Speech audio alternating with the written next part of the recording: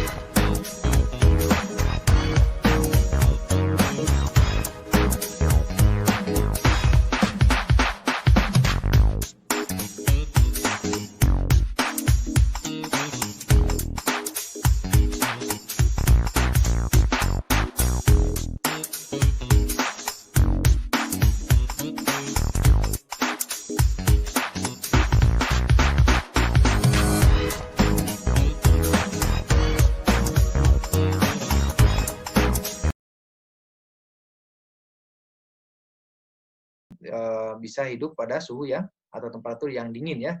Mesofilik, suhu yang sedang. Termofilik, suhu yang panas ya. Oke, kemudian apa lagi? pH, betul ya. pH itu kelompok mikroba ada yang hidup pada pH yang asam, asidofilik ya. Filik itu suka artinya ya. Asido asam, asid asam, asidofilik artinya suka asam. Netral ya, asidofilik itu yang jelas dia pH-nya kurang dari 7 ya, mungkin antara 2 sampai 5. Netral itu pH-nya berapa? 7 ya, 6, 7 itu netral.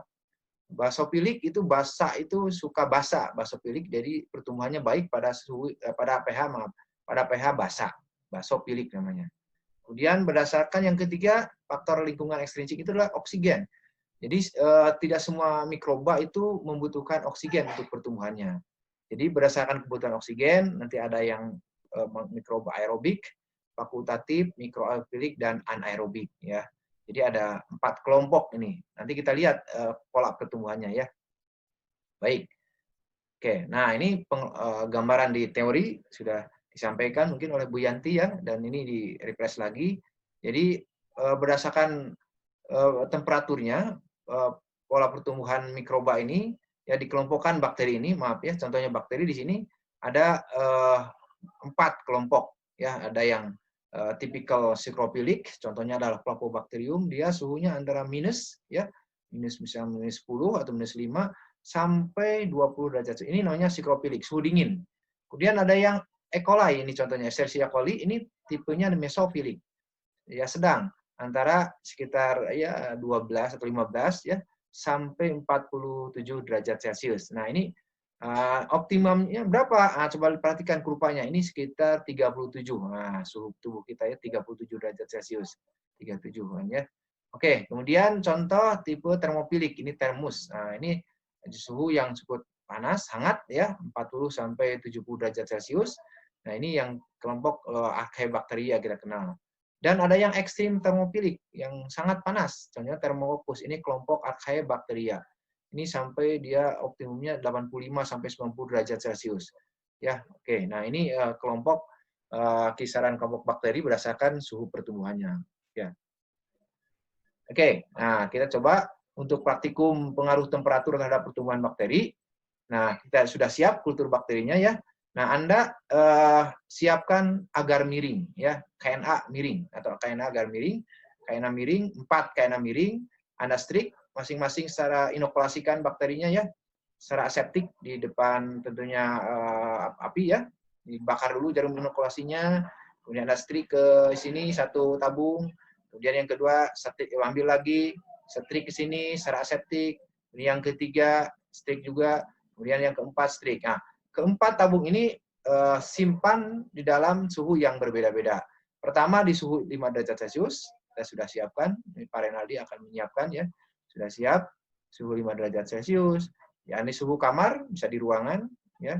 Kemudian suhu 37 derajat Celcius sudah disiapkan dan suhu 55. Nah, Anda inkubasi selama 24-48 jam, Anda amati pola pertumbuhannya. Ya, amati ada pertumbuhannya, ada tidaknya pertumbuhan koloni bakteri pada kainan miring tersebut. Mana yang paling bagus? Kasih positif. Misalkan suhu kamar ini positif 3, ini hanya positif 1, ya, dan seterusnya ya. Ini ada positif 2, misalkan ini tidak ada, negatif gitu. Itu cara membuat di tabelnya. Oke, ini kemudian yang pH.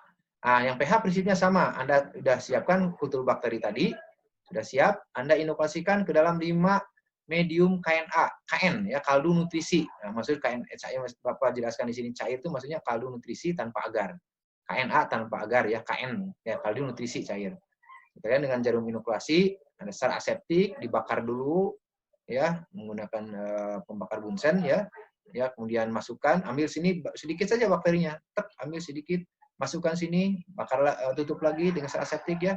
Kemudian di pH 3 medium KN atau pH 3, kemudian di pH 5, demikian masukkan lagi, di pH 7, ke pH 7, ke pH 9, pH 11. Nah, jadi ambil masing-masing ini, dengan cara membakar dulu sebelumnya, ambil di sini, kemudian masukkan ke dalam medium ini, yang keempat ini masing-masing satu dulu, kemudian dan seterusnya begitu, secara bertingkat ya, mengerjakannya seperti ini. Jadi tidak sekaligus, ini pH 3 dulu, bakar, ya, pH 5, ambil lagi, dan seterusnya, pH 7, pH 9, 11. Nah, kemudian Anda inkubasi pada suhu 37 derajat Celcius selama 24-48 jam. Kemudian amati pertumbuhan mana yang paling keruh. Ya, apakah misalkan di pH 7 positif 3, pH 5 positif 2, pH 3 positif 1, pH 9 misalkan tidak ada, negatif ya, pH 11 tidak ada, dan seterusnya. Gitu. Paham? Ada datanya nih. Kalian harus bisa menganalisisnya. Karena kan kalian tidak praktikum langsung. Ya, virtual ini ada datanya seperti ini. Nah, contoh ini ada untuk temperatur ya, temperatur pertumbuhan mikroba, maaf ya, ini suhu terhadap temperatur pertumbuhan bakteri ini. Nah, ini ada kelompok 8 kelompok, ada bakterinya dari akar, dari tanah ya, bakteri dari air sumur, dari mineral, sumber bakterinya nih. Nah, kalian pelajari nih. Ini coba perhatikan, ini 5 derajat negatif, 25 derajat positif, 27 negatif ya. Dari akar bakteri tanah misalkan, nah, dan seterusnya. Dari pengaruh temperatur terhadap pertumbuhan bakteri, bakteri koloni pertama menguraikan bakteri jenis Thermophilic yang tahan terhadap suhu tinggi dengan kisaran suhu optimum 40 derajat Celcius sampai 60 derajat Celcius. Bakteri tersebut mampu tumbuh dengan suhu yang tinggi karena adanya aktivitas enzim yang mampu melakukan katalis pada proses metabolisme di suhu. Titik termal pada bakteri koloni 1 adalah pada suhu di atas 60 derajat Celcius. 2 merupakan jenis Mesophilic yang tahan terhadap suhu sedang dengan kisaran suhu optimum di atas 45 derajat Celcius. Titik termal pada bakteri koloni 2 adalah suhu di atas 50 derajat Celcius. Nah, sekian video dari saya. Apabila ada salah kata, saya minta maaf. Terima kasih. Wassalamualaikum warahmatullahi wabarakatuh.